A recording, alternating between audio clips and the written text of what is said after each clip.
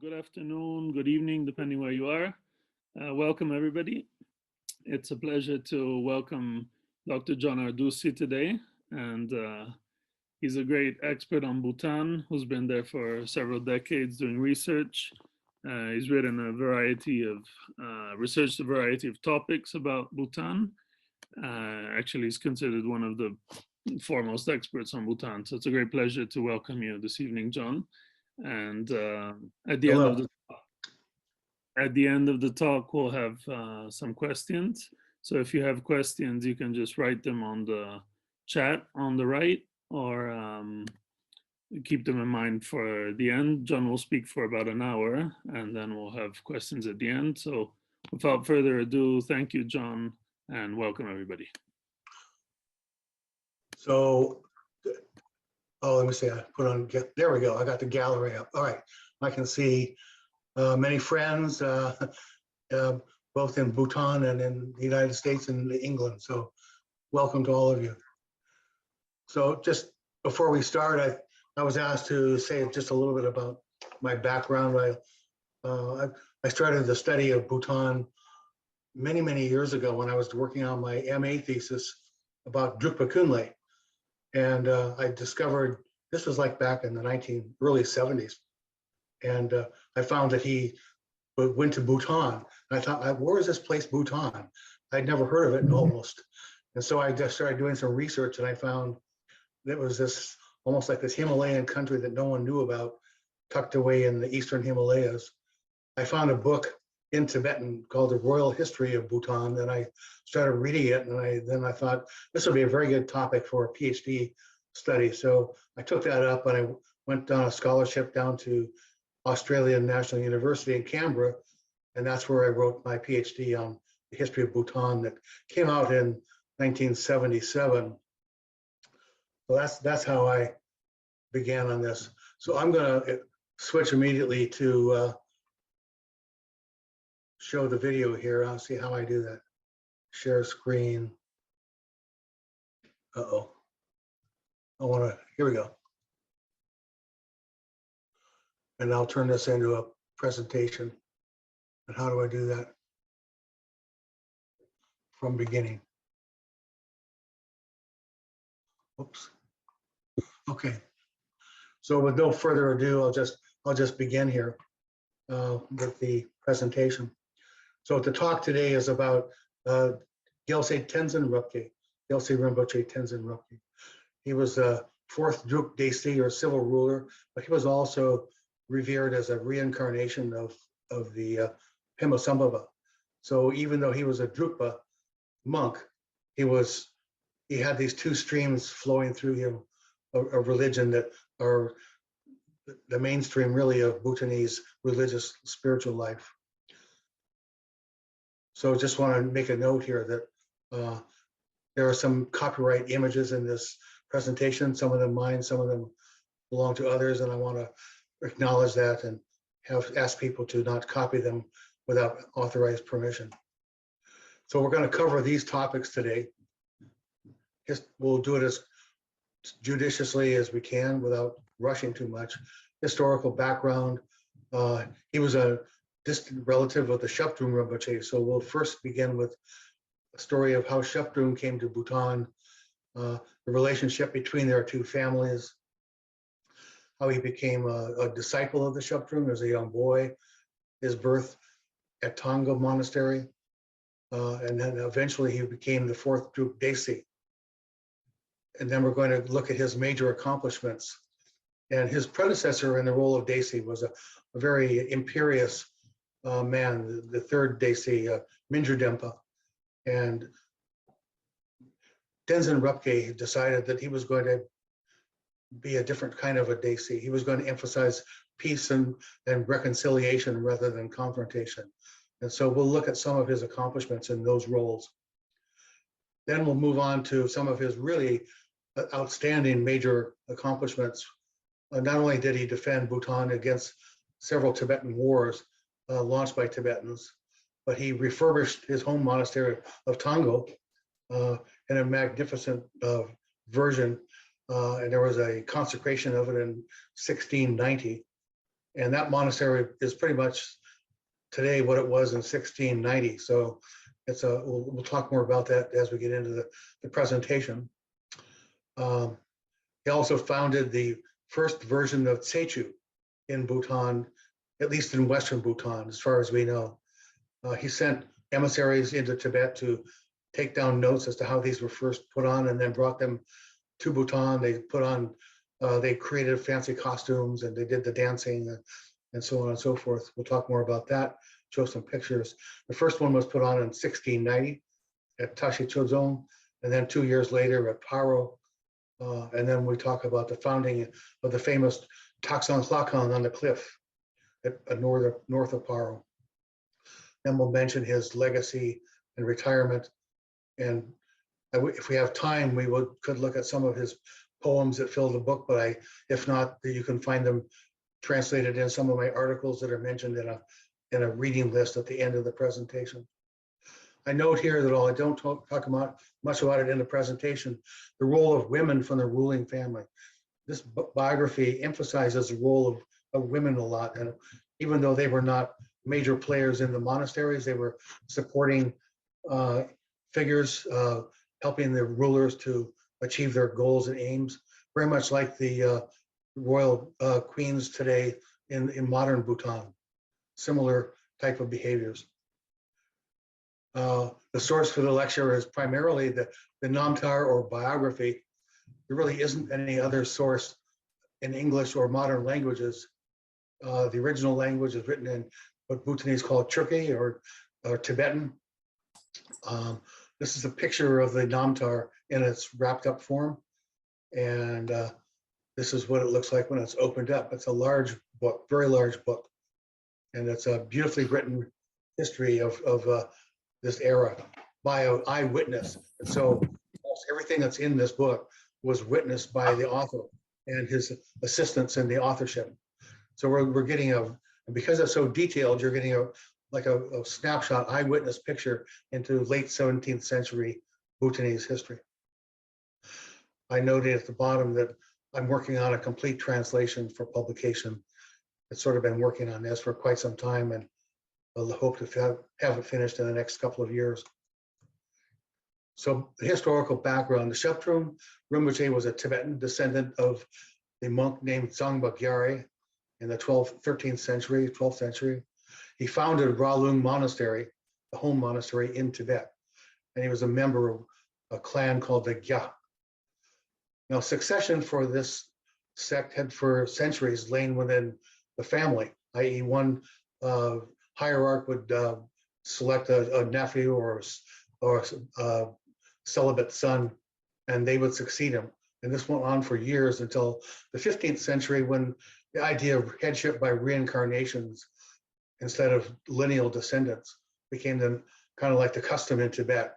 And it was picked up also by the Drukpa. So the rise of incarnations, however, allowed political jealousies between rival families to interfere with what had once been, like a sinecure of the male descendants in the family. And so, of course, as we all know from Bhutanese studies, that in 1616, there was a dispute between the Zhabdrung Rinpoche and a rival from a family that was related to the man who would become soon the 5th Dalai Lama. And that dispute was revolved around the right to possess a precious family treasure, an image that had the ability to prophesy the future. And that image was awarded by the Dzong Regional Court of Tibet to his rival. And so rather than surrender this image, the Zhabdrung and followers from Bhutan escaped to Bhutan in 1616. And after staying there for a few years, he took up residence in this monastery called Tango, had been built by Pajo Drukgyal Shikpo in the 13th century. He was a disciple of Zangpa Gyare himself. And Tango was at that time in the possession of the Zhabdrung's nephew, distant nephew, Mipom Tsewang Tenzin. So there's a slight error in my notes here, but in any case, we'll see in a minute that this distant relative at the age of 65 years old, gave birth to a son, Tenzin Rabgye, who's the subject of our talk today. And soon after his arrival in Bhutan, the Zhabdrung founded a new monastery at Cheri on a nearby mountain slope. And these monasteries, less than 2 miles apart rather, have come down in Bhutanese history for their legacy to the past. This is a picture of Tango in its recent incarnation after the 1688-89 renovation that we'll talk about soon. And this is a picture of Cheri Monastery, also from the internet. And this was the second monastery, and was the one where Zhabdrung resided with his son, Jumbe Dorje. So they were, as I show in this little map segment, basically 2 miles apart, very close to each other, just north of Thimphu. They're very popular pilgrimage sites today. This is a picture of the Zhabdrung Rinpoche Ngawang Namgyal in a mural and a Tonka painting. And some people ask, well, why did he have this beard? It was in his biography, which not translated publicly, but the author of the biography of Zhabdrung says that, well, the beard was there to look sterner and to intimidate people and make them believe that he was serious. So this is an explanation for his characteristic beard. From 1616 until his death in 1651, Bhutan and Tibet remained in a state of competition and open warfare. First under the Zhang kings of Tibet, and then after the Dalai Lama system was established in 1642 under Gelugpa troops, several invasions were made into Bhutan through passes primarily in the northwest, Chimela, north of Paro, and then later on also elsewhere along the Himalayan chain in central and eastern Bhutan. Bhutan is recorded to have won these battles, in part because access was so difficult that the horsemen from Tibet had a very difficult time getting in and getting their food stores and weapons and so forth. And Bhutan was a kind of scary place. The climate was, as people know, vastly different from the arid plains of Tibet.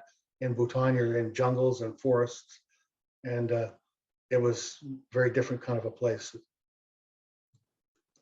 So the Zhabdrung had a reputation for being in control of this wrathful form of the Avalokiteshvara known as Mahakala, and he invoked that aspect even in his costumes to defeat Tibetans. And so this is a painting from the shrine room of protective deities at Wangdi Podrong, showing Zhabdrung in effect riding on the shoulders of Yeshe Gurmbo or Mahakala. And in the biographies, it records how afraid of Zhabdrung the Tibetans were, that they knew that he had magical power. He was called Tuchen, meaning the great magician.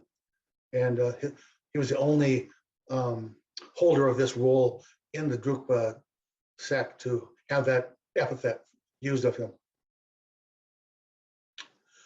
Tenzin Rabgye was born in 1638, and I'll come down here a second to show you the lineage tree. So if you go up to the top, you see this fellow named Yeshe Rinchen. He was a hierarch at Royal Monastery, and then it splits among his two sons between Sherab Sangbo and Dorje Rabgye.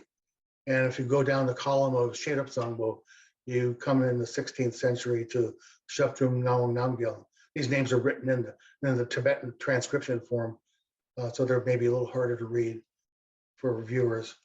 And then on the right-hand side, we see Gyalse Tenzin Rabgye as a descendant of Dorje Rabgye. And we'll talk more, so we'll go back up here now. So, as I said, he was born in 1638. His grandfather was the famous Drukpa saint, Drukpa Kunle. And he's well known in Tibet and Bhutan for his quixotic personality, one could say, ribald songs and teachings. One of the most important things I want to emphasize, is you don't see it so much emphasized elsewhere, but here I say is that the Zhabdrung and Tenzin Rabgye's life stories shared one important theme, and that was the need to produce a male heir to succeed the Zhabdrung. The state at that time, in the beginning, was viewed as dependent on succession by male descendants. You'll remember that the Zhabdrung fought for this principle when he left Tibet, because the other members of the family were trying to substitute headship by reincarnation, and he was not prepared to acknowledge that. So it wasn't until the end of the 17th century that the principle of succession by reincarnations had to be adopted in Bhutan, and we'll talk about that at the end of the lecture. So Tenzin Rabgye's mother, Chunzima Tamsher Tenzin, had once been a consort of the Zhabdrung before he took full religious vows, but she failed to bear him a son, and he remarried, and she went off to Tibet. And being in a state of war with Tibet, she was captured and put in prison, and eventually, as we'll show, was brought back to Bhutan in a reconciliation move by Tenzin Rabgye. This is a picture from the Rubin Art Museum, one picture of Tenzin Rabgye in a teaching posture. Often he's shown in different forms. This is said to be, I was told when I visited, the actual birth home, although it's been rebuilt, I'm sure, reconstructed several times, of Tenzin Rabgye, just outside of Tango. There's just like a few hundred meters down the trail. Of course, women weren't allowed in the ljongs in those days, or the monastery, so the women had to have a home outside the monastery. We saw that slide. So again, the two families, the Zhabdrungs and Tenzin Rabgyes, were very close. And the Zhabdrung had a son by this time named Jumbe Dorje, and he was just a couple of years older than Tenzin Rabgye himself. And so they became close in a way. Tenzin Rabgye went over to Cheri Monastery at the behest of his mother, and was given a nickname as a boy, Tenzin, and he was called Penlop Tenzin. Then Tenzin Rabgye resided in the state monastery eventually for 35 years after age 7. But he never took vows beyond those of the acolyte level so that he could take consorts to try to produce a son. The Zhabdrung son had a debility of some sort that's never clearly specified in the literature, but he was not fit, according to the text, to be the successor to the Zhabdrung. So we don't know if he was deaf mute or what was his physical disability, but in any case, it was a serious one. So throughout Tenzin Rabgye's life, he had, even after he became Desi, he had several consorts, and yet none of them was able to bear him a son who survived childhood. His only living offspring was a daughter, born quite a bit later, named Lacham Kunle, and she became a nun at Tango. You can ask, well, how was she a nun in the monastery when she was a female? So, well, that's an interesting story. But we can say that, in short, she was dressed up to look like a man, and that was the approach that Tenzin Rabgye himself advocated. But I don't think it was a very successful maneuver. Anyway, it was an interesting bit of information about this person, Lacham Kunle. So, like I said, he lived as a boy back and forth at Tango and Cheri. He studied reading with his own mother, and then he attended upon the Zhabdrung during his travels and teaching around Bhutan. In 1639, just a year after he was born, he witnessed he was like 1 year old, and there was a Tibetan invasion ordered by the then ruler of Tibet, the Tsang Desi, Karma Tengyom, which the Bhutanese won. And he was with the Zhabdrung during that era. In fact, they were staying at Taktshang, and we'll talk about that later on. In 1644, his father died at 71. Funeral rites were carried out at Cheri. A year later, the Zhabdrung commanded that he formally enter the monastery, and he was put under the tutelage of the then Je Kempo Pekar Jungne. Meanwhile, back in Tibet in 1642, the Dzong rulers were tossed out and replaced by the Gelugpa with the support of the of the Mongols, and the 5th Dalai Lama was installed as head of state. And not long thereafter, there was a combined Tibetan-Mongol army that invaded Bhutan while the Zhabdrung was staying with Tenzin Rabgye at the winter capital in Punakha. The war ended in a 3-year loss. Bhutan won. It's remembered in Bhutan in various ceremonies of victory. The Temple of the Protective Deities, I believe it was at Wangdi Podrong, or maybe it was Tashi's own, was named after this victory. And a postage stamp was issued 350 years later commemorating this victory in war. And this shows the Tibetan and Mongol soldiers being defeated in Bhutan, primarily at Gyalse in the north of the Paro Valley. So you ask, well, why were the Tibetans and Mongols so easily defeated? And like I said before, the access to Bhutan was very, very difficult. There was essentially only one pass in the west. The rest of them, this was at 13,000 feet. Other passes were 16 and 17,000, and horses couldn't go through. So the question is, why did the Dalai Lama approve this invasion? And I'm stating that throughout this period, he and the Zhabdrung were issuing competing narratives about which one had the true spiritual authority as incarnations of Avalokiteshvara to succeed earlier Tibetan rulers, such as those at Sakya. And a large biography was written about the Zhabdrung by Zhang Kenshin, published 20 years later, elaborately explaining his relationship to Avalokiteshvara and his role as an ultimate incarnation. Almost a few years after that, the Desi of Tibet wrote a similar book called the Vindirya Serpo, the Yellow Annals, describing a very similar role for the Dalai Lama.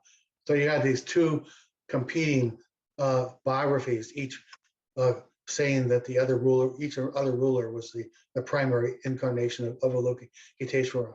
And this explains the enmity that continued for decades during this era. In any case, the Tibetans lost the war in 1644, and as a punishment to the Bhutanese, they seized Royal Monastery in Tibet and chased out the caretakers from Bhutan who were still staying there, and they took over remaining assets. However, most of the most sacred ones had already been secretly taken away to Bhutan and where they reside today.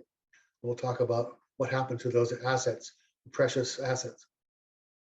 The Zhabdrung died in 1651. Actually, it's presented in the biography that he went into firm samadhi, i.e. he was meditating, but he never came out of the samadhi. And the estimate was that, well, he died at this time, but it wasn't admitted publicly because they were afraid of what would happen if the Tibetans learned about it. So someone had to succeed him on the throne from about 1651 until 1695. And during those years, the Desis, the civil rulers who originally were appointed by the Zhabdrung, he was the spiritual ruler, they were the delegated civil rulers, they assumed more and more power. So in dreams, it says here that Tenzin Rabgye divined that Ngawang Namgyal was appointing him to become his successor, the so-called Gyalse, i.e. the ruler of Bhutan. And this was later confirmed by the second Desi, noting that both Zhabdrung and his son had entered into firm samadhi. So even though Jumbe Dorji was still alive at this time, he was in what they said he was in firm samadhi, which gives a clue as to what his debility might have been. In 1657, at age 20, there was another Tibetan war. Once more, the Tibetans lost. And then for the next dozen years or so, Tenzin Rabgye continued his studies. He became a master scholar, adept in Tantric Buddhist learning and books. And then he was appointed to serve as monastic preceptor by the then Desi up to 1675, and teaching at Punakha and elsewhere in the role of Dorje Lopen, Tantric preceptor. Now, As I said earlier, Tenzin Rabgye visioned himself as a mediator and peacemaker. His immediate predecessor, Mingyur Dempa, was a forceful, and some say almost aggressive, Desi or civil ruler, and quite a few people were killed inside Bhutan and outside Bhutan as a result of his initiatives. And so the Tenzin Rabgye was determined that he would not be that kind of a ruler. So the first example we can note here is that in 1676, there was an uprising by a Lepcha chieftain in the outside Bhutan in the west, named Murmba Achok. Murmba in this case means Lepcha. And he was supported by the 5th Dalai Lama. And he was in charge of the Lepcha hill forts of Daling and Damsan, which is near Kalimpong. And these were put down forcefully by the 3rd Desi and his southern agents against the advice of Tenzin Rabgye, who had urged peaceful resolution of frontier conflicts. Nevertheless, Achok was killed by the Bhutanese, and Tenzin Rabgye wrote a prayer of remorse, which is published in his biography. So this victory soon led to others in the same area further west into the lower Chumbi Valley, which separates Tibet from Sikkim. And by the mid-18th century, Bhutan gained possession and taxation rights over properties up to and including what's now Gangtok, the capital of Sikkim. There was a period of weakness in the Sikkim state, and the Bhutanese exploited it. In 1676, Tenzin Rabgye made a state visit to eastern or central Bhutan, to Bumtan, as far east as Jakardzong. It was then they went north up the Tang Valley to monasteries associated with Pemalingpa, the famous 15th century Nyingmapa saint from Bhutan. There was Rimogen Monastery, and also Membartso, the glowing pool or the burning pool, which was the site of Pemalingpa's first famous recovery of treasure texts, for which he's most famous. Then there was another invasion of Bhutan, this time 5 prongs all along the northern frontier. This was also defeated, and a peace was negotiated, mediated by the Sakya hierarchy, who was friendly to the Bhutanese.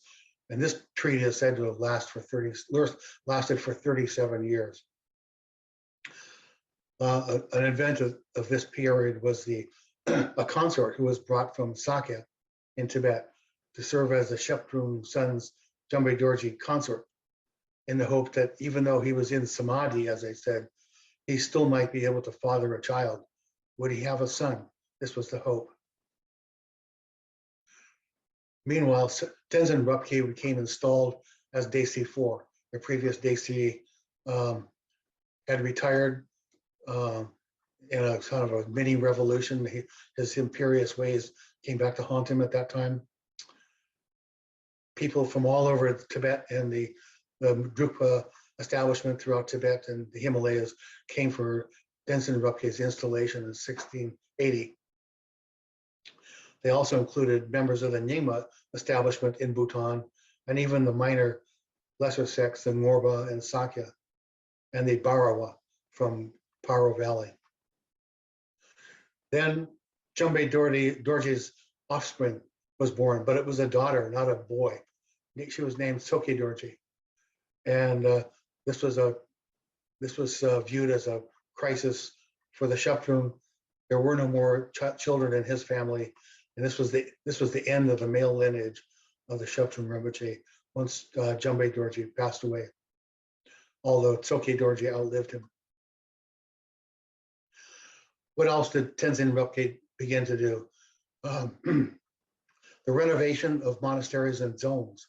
He began to sponsor many renovations and improvements at monasteries throughout Bhutan, all sects, not just the Drukpa, especially those smaller, lesser monasteries that had been founded by his predecessors in the sect and other people from different sects.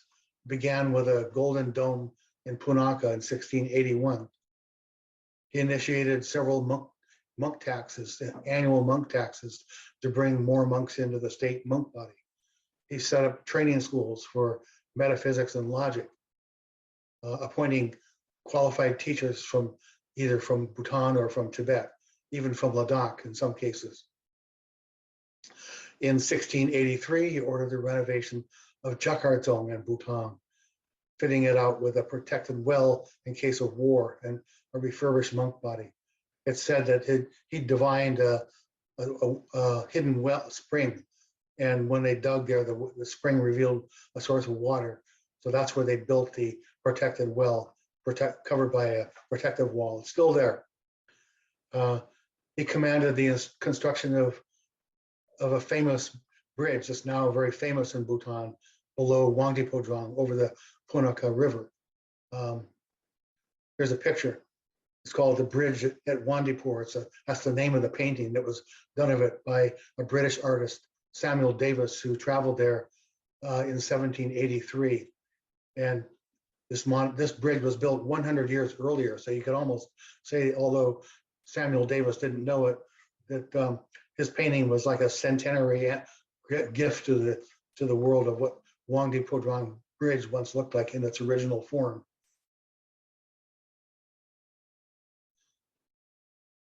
He renovated other ancient monasteries from the 14th and 15th century, such as Tamchokang near Paro, that had belonged to the famous Tangdong Gyalmo bridge builder.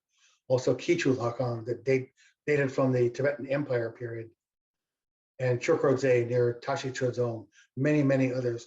The description of these rebuildings and consecrations is found throughout his biography.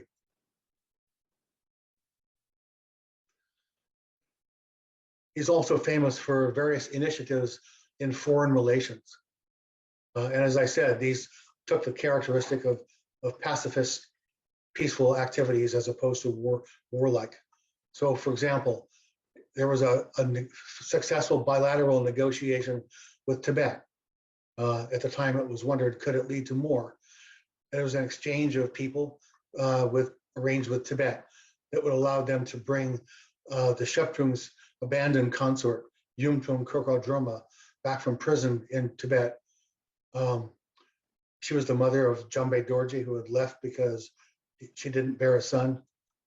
And then in exchange for her, there was a monk from Tibet who had taken refuge in Bhutan. The Tibetans wanted him back, so there was kind of like a prisoner exchange. Pacifism and regional affairs. In 1682, there was a time of weakness in neighboring Sikkim and aggressive actions of the Lepchas along the lower Shumbi Valley. Tenzin Rabgye commanded that Bhutanese armed forces abandon their effort to conquer lands and people in the Kalimpong Sikkim region. The fight was being advocated by local Bhutanese officials in the southwest, who noted the weakness of Sikkim at this time.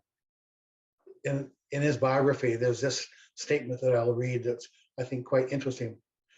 Bhutan has never engaged in fighting for its own selfish benefit, only in the name of public welfare and the Dharma.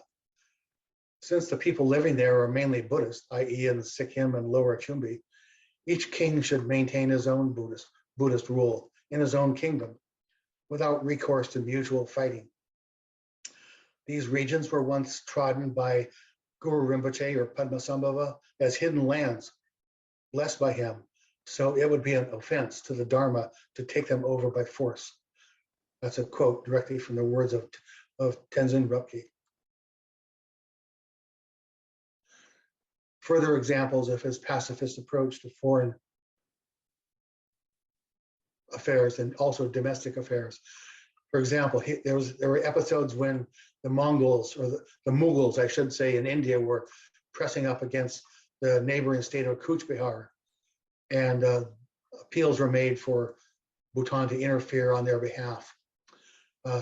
Although this had happened once before under the Zhabdrung era, Tenzin Rabgye was reluctant to get involved in the family feuds of the Cooch Behar kings. He also ordered the repatriation of the family of the first Druk Desi, Tenzin Drukye, to their estates in Bhutan. This was in kind of like Upper Punakha Valley. Amarima was the name of the village, where they had been exiled from there to India following a political conflict in Bhutan. The ruler of this family was very famous as a hero in the warfare that saved Bhutan from Tibetan soldiers, and yet he was still exiled to India because a regional chief who opposed him or was jealous of him had him expelled from the country. So at this time, Tenzin Rabgye brought him back, gave them back their old properties and estates. He also dispatched an emissary to the king of Derge in Kham, eastern Tibet. And the story of this is told in the life story of that emissary, Zhabdrung Ngawang, which was translated some years back by Per Sorensen and Yonten Targe of the Bhutan National Library. He mediated a peace treaty in 1687 between Tibet, Sikkim, and the Lepcha chieftain Adzin, who was a successor of Murmba Achok, over territorial rights in Lower Chumbi Valley. So now we move to some of his more major achievements in his later career. The first of which was the renovation of Tango Monastery in 1688-89. This is a very, very famous event. Recall that this monastery was originally built in the 13th century by its founder, Pajo Drukom Shikpo, who had been a disciple of Tsangpa Kyari from Tibet. And he came to Bhutan as a wandering monk and ended up leading a small, not kind of like a mini state in Western Bhutan, which came to have the name Phlomer Kashi. Well, so this monastery of Tango fell into ruin until it was taken over by by Tenzin Rabgye's father, Lipang Tsewang Tenzin. But he noted at this time that there were many statues and murals that had become cracked and disfigured. The monastery itself was becoming dilapidated, and more importantly, it needed to be expanded to house historical Drukpa relics that had been brought down secretly from Ralung. The Zhabdrung had been intent on keeping these away from the Gelugpa, who probably would have destroyed them. So these included rare body relics of Marpa, Milarepa, Gamboba, early masters of the Drukpa lineage. You can imagine having a bone of Gamboba, or the hair of Milarepa, or a cape of Marpa. These had been embedded in a chorten in Tango Monastery. And also the painting that was attributed to Drukpa Kunle himself, the Desi's great-grandfather. So the work on this renovation was commissioned to a team of talented craftsmen and artists, many trained by the famed Karmapa scholar painter Dzong Kenshin, who himself, like the Zhabdrung, was an exile from Tibet at the time when the 5th Dalai Lama came to power. Because he was a Karmapa monk, he was considered an enemy of the Gelugpa, and he had to go. So he went to Bhutan, and the story of how he escaped through the mountains of northern Bhutan into Bhutan is found in his own autobiography. Eventually, he became the biographer of the Zhabdrung and wrote a massive, like 500-page biography of Zhabdrung Rinpoche. The entire chapter 18 from Tenzin Rabgye's Namtar, his biography, consists entirely of a catalog of this 2-year restoration. It lists all of the painters, all of the icons that they painted on each of the 3 floors. There was the lowest floor, which was these stood for the 3 realms of the Buddha.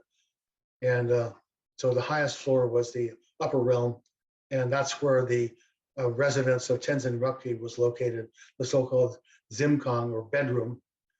And that's where the most famous art wall murals are painted. Among the mural artists was this fellow Trokpa Gyatso, who was a disciple of Dzong Kenshin, studied painting with him. And after working at Tango, he went on later to execute murals at Taktshang Monastery, north of Paro, as we'll see. So the entire Tango renovation project was under the management of this monk named Penlop Gendon Targe, who was a personal attendant of the Zhabdrung and now works for the Tenzin Rabgye. This is a picture of Tango Monastery recently. It's from the internet. I have similar photographs that I've taken. And you'll see that central tower that's called an ute, and that's the three level tower that contains the three levels of body, speech, and mind. The lower level being body, middle being speech, upper being mind. And we're going to look at what's inside the mind level in a moment. I also note here that the renovation had an unstated additional motive besides simply to renovate an old famous temple and to house the relics from Ralu.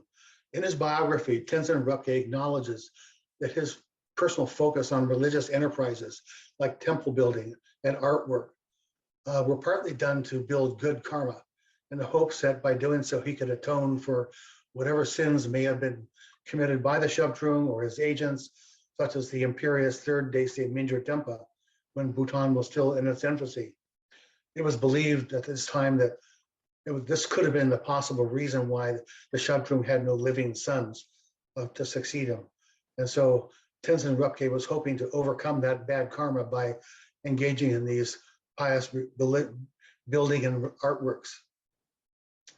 He himself then hoped to bear a son to carry on the Zhabdrung's legacy, and he was encouraged to do so by the J. Kempo at that time, who even sewed a magnificent cape that had originally been meant for the Zhabdrung's own son, but when he went into firm samadhi, he gave it to Tenzin Rabgye instead.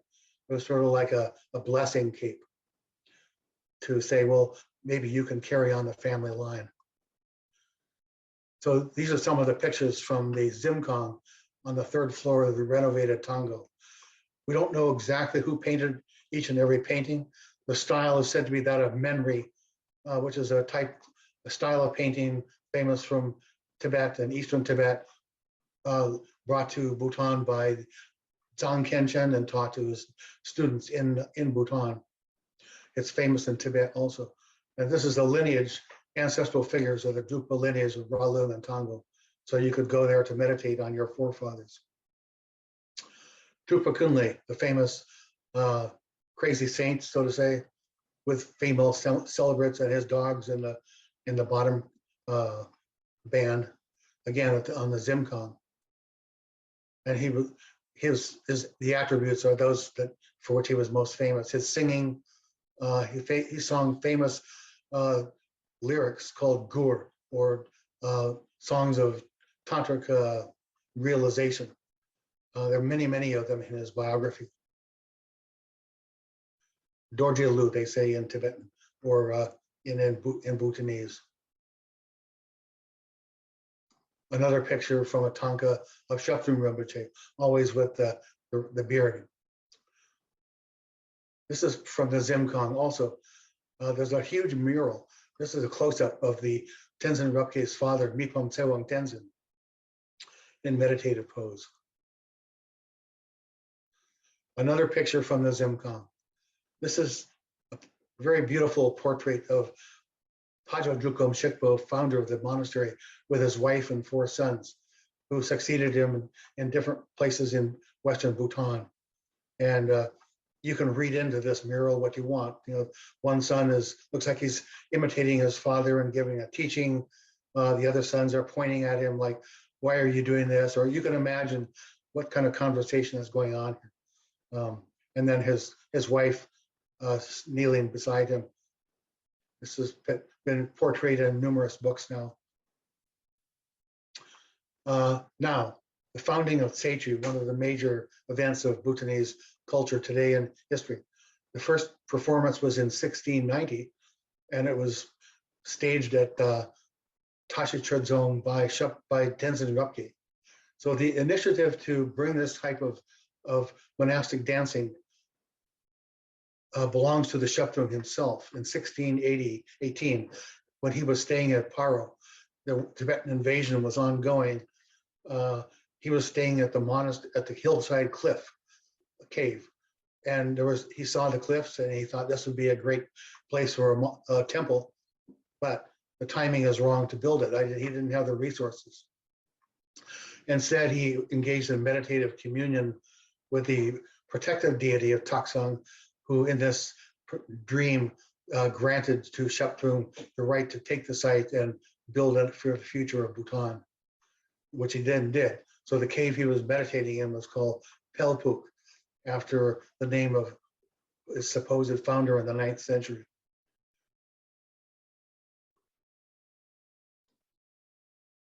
So this cave, I should say, was very famous. We'll talk about that in a minute. I'll leave that off for the moment. So anyway, Zhabdrung became a devotee of an ancient Nyingmapa tradition. It was a treasure text, a revealed text called the Kage Gongdu. And this text contained the essence, the doctrinal foundation of Tshechu. So when you go to see Tshechu as a tourist, what you see in the dancing is really the concluding rituals on the final days. Prior to that, for maybe 7 days, the monks in the monastery are reading the liturgy from this book. So after his installation as Desi in 1680, he ordered the performance of Tshechu dances, as well as local dance traditions, and the hanging of massive painted scrolls called tongdril, which means achieving enlightenment on sight. It appears that he introduced not only Tshechu as a public festival, spectacular public festival, but also the use of tongdril hangings. We'll look at one here in a minute.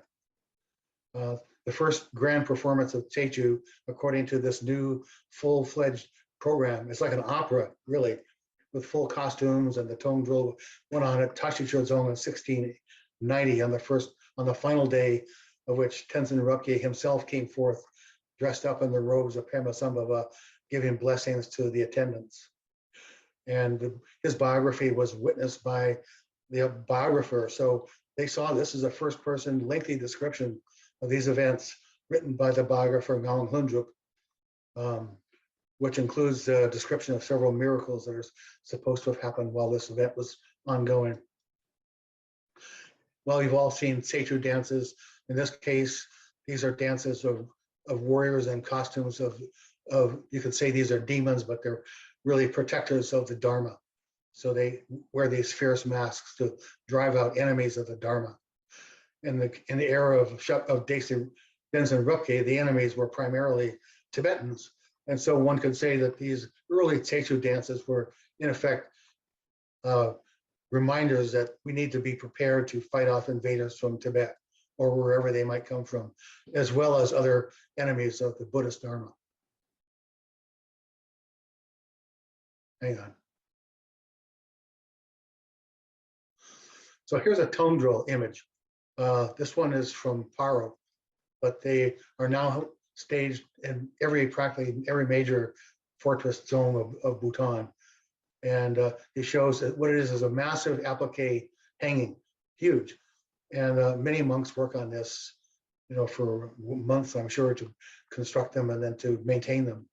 The first tongdril, it said, was built from raw materials that were imported into Bhutan from Lahore, which is now Pakistan.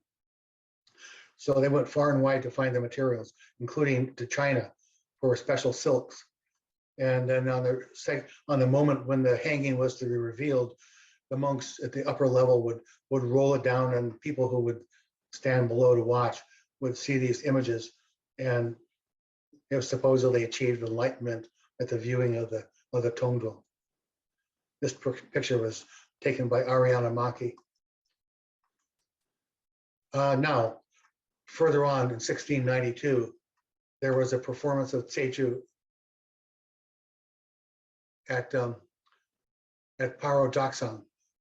This is maybe his most famous performance. So Tenzin Rabgye came to Paro with a large entourage of monks and followers. That it lasted for weeks. And he went up and down Paro Valley, south to Chapcha and Tagana, and north as far as Chogyal zone north of Taktshang. They had meetings with the local villagers, feasts were put on, gifts were handed out, soldiers put on demonstrations of archery, marksmanship with their guns, folk songs, folk dances. Each village apparently at that time had their own unique costume. It's described in the biography of how the costumes of the different valleys and family members varied from village to village. I don't know if they still do that today, but this was the case in 1692. So it's an interesting vignette into 17th century Bhutanese history. In the evenings, so this went on for 10 days. The first day of the month was when it began, and it culminated on the 10th day, the most famous 10th day, Tshechu. In the intervening time, people would view the events from gatherings either in the monastery or in the meadows in the valley. And in the nighttime, they would feast and have some chang and make merry. This is all described in the biography. Now, at the end of this period, and the culmination, one could say, Tenzin Rabgye and his small entourage climbed up to Taktshang Cliff in the Pelpu cave. At this time, there was no temple. There was only the caves. There were several on the cliffside. There were monasteries on the top of the cliff above that went back to the 15th century. Samdopelri and the name will come to me in a moment. It's famous. Anyway, but not right on this cliff face where Taktshang came to be built. So inside the cave, and then on the cliff outside the cave, he staged public celebrations and meditations. And the people who went there, including his biographer, saw what they thought were miracles. For example, they were inside the cave. Tenzin Rabgye was conducting a lecture and a ritual. And then they went outside the cave, and there he was standing outside the cave. So this was like two images of Tenzin Rabgye, both inside and outside simultaneously. This was treated as a miracle. These events are described in full detail, as I said, witnessed personally by the author of the biography, Ngawang Namgyal, and he was great in detail. So we have a very intimate picture of how this took place. Tenzin Rabgye came in to Paro at that time on a horseback, surrounded by a team of horsemen accompanying him. We learn about how the horses were decorated and so forth. And fills the entire chapter 22 of his Namtar that is being translated by me. But this article describing the Taktshang cave event is included in the inaugural issue of the Journal of Bhutan Studies from 1999. You can download it from the internet. And then the founding of Taktshang Lakan itself 2 years later. This was his Tenzin Rabgye's culminating event and his major project and the last one of his life. He came to Paro, as we said before, they celebrated Tshechu and in the monastery. And so these caves on the meditation site go back to 9th century Tibetan history when they were famous, first as a refugee Tibetan prince named Gyalse Rinpoche came to Taktshang to bring texts, religious texts that he wanted to hide to save them from enemies in Tibet. And then more famously, by Bhutanese at least, religious texts were hidden there by Padmasambhava or Guru Rinpoche, who was said to have flown there on the back of a magical tiger.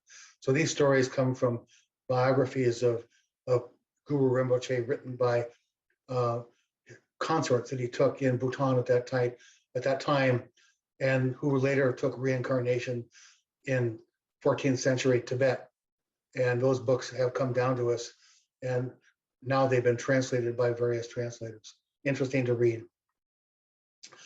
The construction of this temple, as I said, was an ambition of the Zhabdrung Ngawang Namgyal, but it couldn't be carried out because of the warfare and other tumultuous events in his early years. So instead, later Tenzin Rabgye himself decided to complete the vision. He assigned a team of builders, artists, sculptors. Principal among them was the artist Takpa Gyatso, a student of Zhang Kenshin, who had earlier completed murals in the restored Tango Monastery, and went on to do murals in many other monasteries in Western Tibet, some of which survive today, which is important to note. You can read an article by Ariana Maki that covers this. It's mentioned in the reading list at the end of this presentation. The temple was named Guru Tsengyed Lakang, or Guru Tsengyed Lakang. The temple of the Guru with 8 names. That's the formal name of the Taktshang temple that we see today. These refer to the 8 aspects of Padmasambhava that are described in his treasure biography that I mentioned a moment ago from the 14th century. The temple of Taktshang was completed in 1694. Tenzin Rabgye came again to lead the consecration rites. And as I said, it would be his last major project before he retired and eventually died. But here's a picture. This is a photograph that I personally took before the fire of 1688. Now there's a reconstructed version of Taktshang, but this is how it looked when I went there. And I had some adventures I won't go into here, but in that monastery that were quite fun. I had lunch in the outbuilding here with prepared by the dasho from Eastern Bhutan, who had come all the way from Tashigang to visit the monastery, and his camera had no battery, and he was almost crying at the photograph site. So I gave him an extra battery. He was so happy. He put on a feast for us. And you can't see it, but there's a courtyard behind this little building. He pulled off pieces of dried mutton, and we munched on these pieces of dried mutton for an hour. So Tenzin Rabgye's final years, he's reputed to have had poor eyesight his whole life. And in the autumn of 1694, his eyesight began to really fail. He couldn't read. He had other physical ailments. He was getting older. He went into meditative retreat. He turned over his teaching duties to the Je Kempo and some of his associates for his worldly tasks. Sensing his growing weakness, however, the biography describes political opposition that rose by, basically jealous rival chieftains. Up until now, all the power in Bhutan had been held either by the Zhabdrung or by Tenzin Rabgye or members of their appointed Desis. So there was no room for other families to play a significant role. And as you can imagine, human nature being what it is, there were jealous families that came about looking to set up their own power bases. So in his biography, it says that rather than engage in armed competition for power and control, Tenzin Rabgye agreed to resign from office and retire to Tango and let others take over the responsibilities.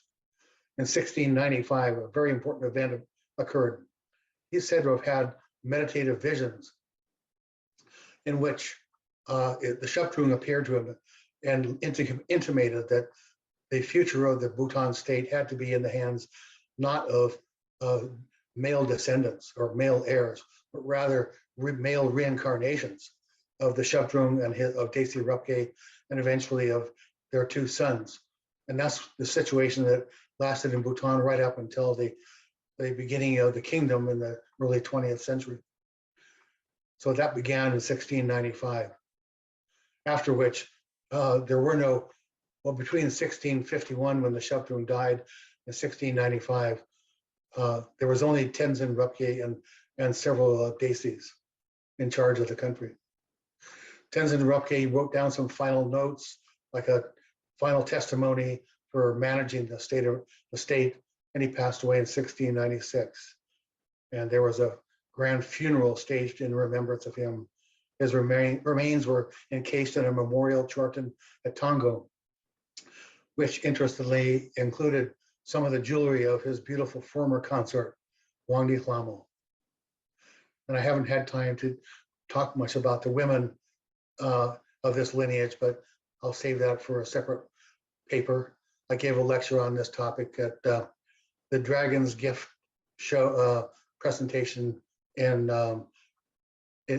Paris some years back, 1982. And I'll have room for questions and answers. And I want to show a couple of things. This is a picture of the Dragon's Gift book. If you can see this. Okay, so it's a large book that describes the art show sponsored by the Honolulu Academy of Art. and published by Sir India. And this is a book written and published by the Bhutan National Library. Can you see this? It's called Written Treasures of Bhutan, Mirror of the Past and Bridge to the Future. This contains my essay on the Tshechu, the beginning of Tshechu.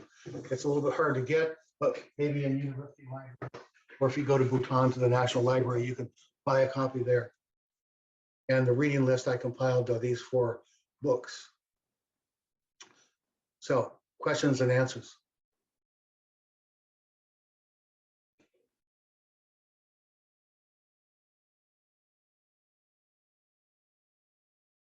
Can we see the gallery view now? Let's see. How do we do that? I think you need to press side by side gallery view. I'm looking for it. I'm not a Zoom expert. I don't see it.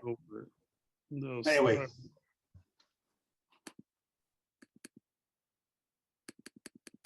So thank you so much, first of all, John. That was wonderful and extremely interesting and significant period of history, really so much to learn.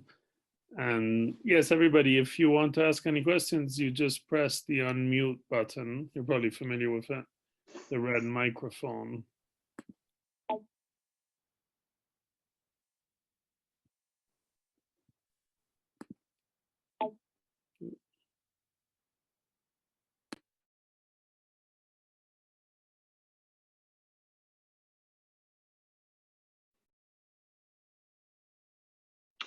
Are we still in the meeting?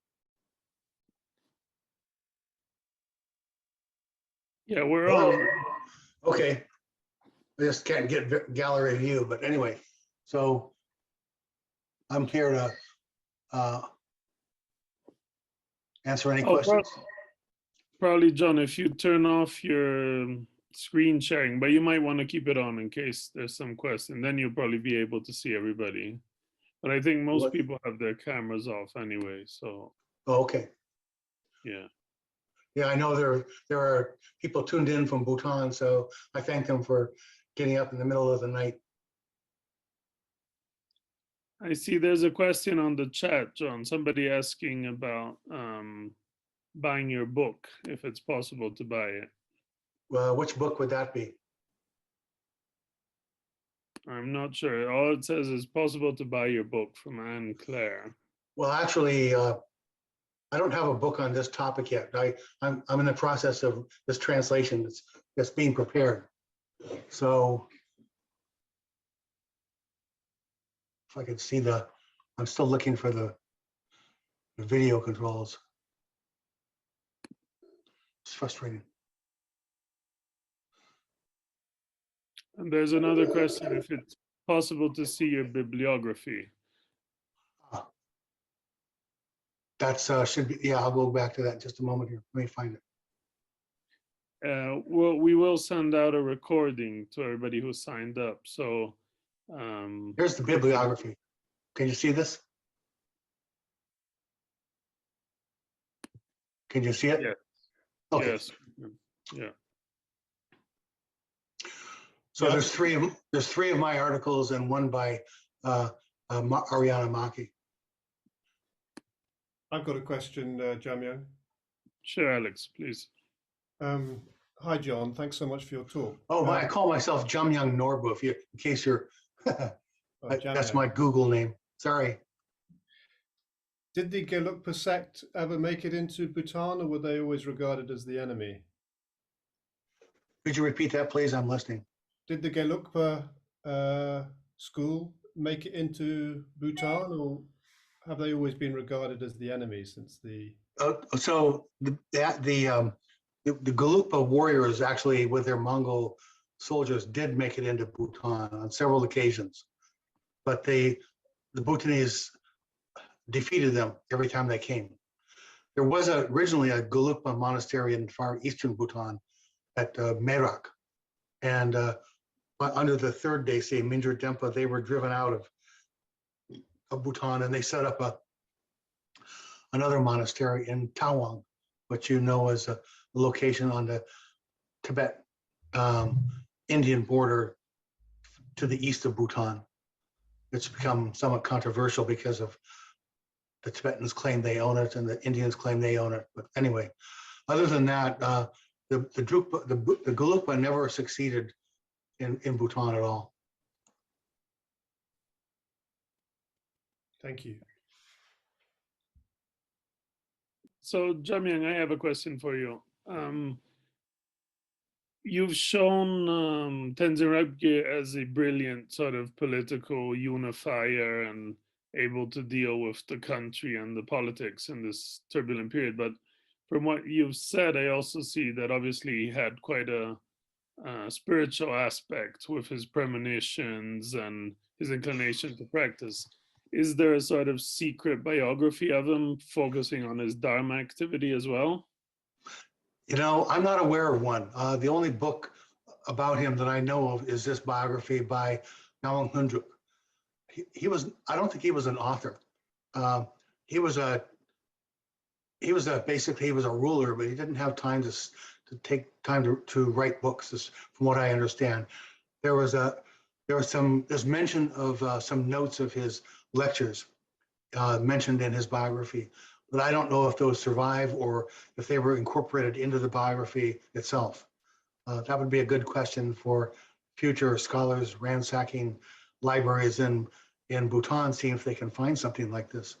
There's many written treasures, as the title of that book put it, probably still to be discovered in Bhutan. You know, in monastery libraries, people don't know what they're looking at, and so they don't know what they've got. Hopefully those books will be located and some of them identified, and maybe this one will turn up. Thank you. Thank you.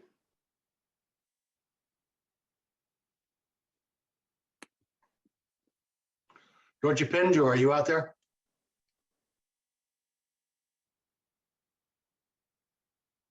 I saw him logged in earlier. Yeah, he's still logged in. Yeah, here. He's unmuted himself now. Ah, Hello. Yeah, I'm in. I'm listening, John. nice to hear from you, Dorji. Oh, thank you. I enjoyed your book. Thank you. Yeah, I've got another question, Jamyang. Jamyang Norbu. Many of us watching are from the Dzogchen community of Chogyal Namkhai Norbu, who was identified as a reincarnation of the spiritual ruler of Bhutan. I just wondered, from your experience of living and working in Bhutan, whether you ever came across the name of Chogyal Namkhai Norbu and his. Is he a contemporary or near contemporary? He was a Lama who passed away 3 years ago. Okay, so this is an interesting sidelight. At the end of the 19th century and beginning of the 20th century, I'm going to hold up a chart. This is published in the book by this is a chart that shows the rulers of Bhutan and the incarnations. Can you Sorry, see it? I'm afraid we can't see the chart because of your background. All right, image. I'm sorry. Anyway, It so was if you go find this book, the Dragon's Gift, the museum catalog, at the very end, there's a large chart showing all of the incarnations and descendants in the Drukpa sect. At the end of the 19th century, as I said, the incarnations that were living at that time were not very active or prolific, or indeed very scholarly people, from what we can tell. Some of them had sicknesses, and they simply weren't trained scholars.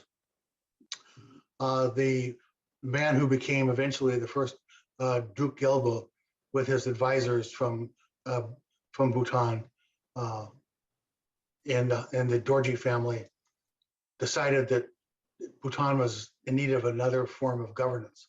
The Zhabdrung system was too cumbersome. The people weren't capable of working and functioning to modernize the country, which was their primary goal at that time. And so they didn't actually ban the monarchy or the reincarnations. They simply more or less ignored them. Other incarnations did, I think, occur, or at least claimed that they had occurred. And you read in the literature, yes, there were some rebirths, either in the Drukpa Monastery in Chumbi Valley, down near Kalimpong, another one over in Ladakh area, but they were not recognized by the Bhutanese government under the Druk Gyalmos. So they're out there, but they had no official status, from what I understand. Thank you.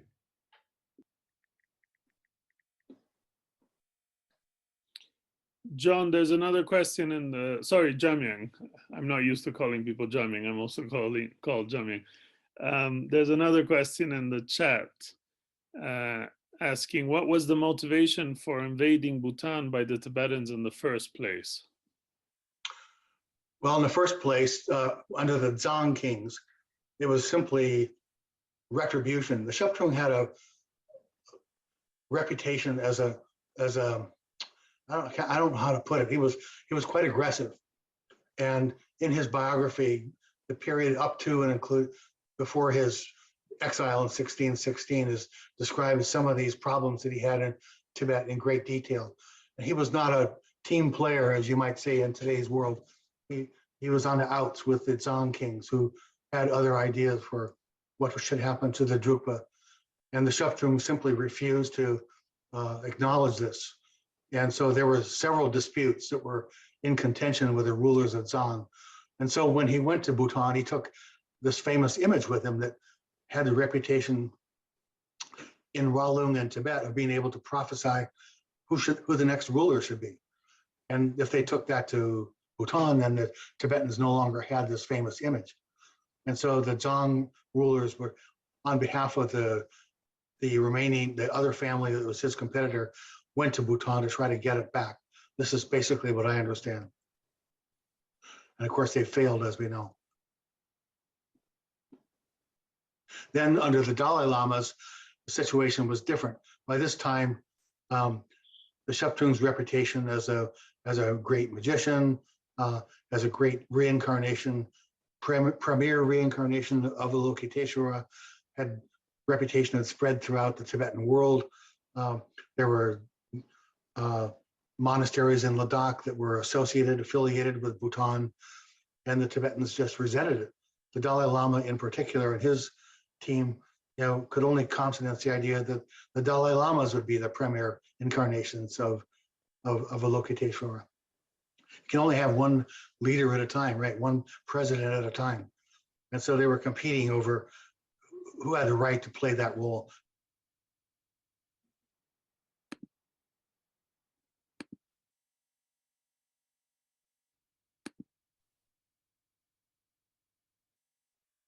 Can you hear me now? Yes, no, we can. For some reason it went mute momentarily. While I was off, I think I explained about why the Dalai Lamas were opposed to the Zhabdrungs. There's a slide in my presentation that addresses that.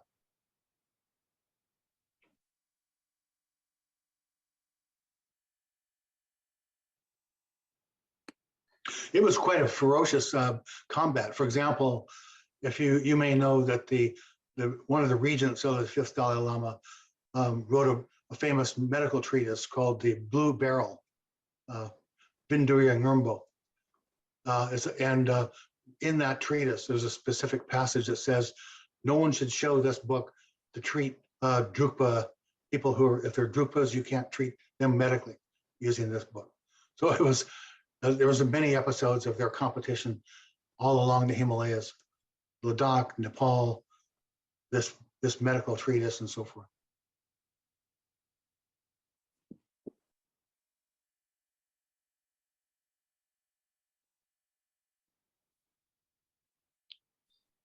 Do we have any more questions?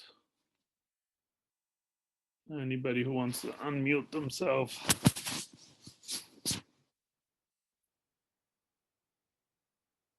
Well, if we have no more, then I wish to thank you so much, Jemming. That was really fascinating. All right. Thank you very much. We'll talk more down the road. Okay, thank you. Thank you, everybody.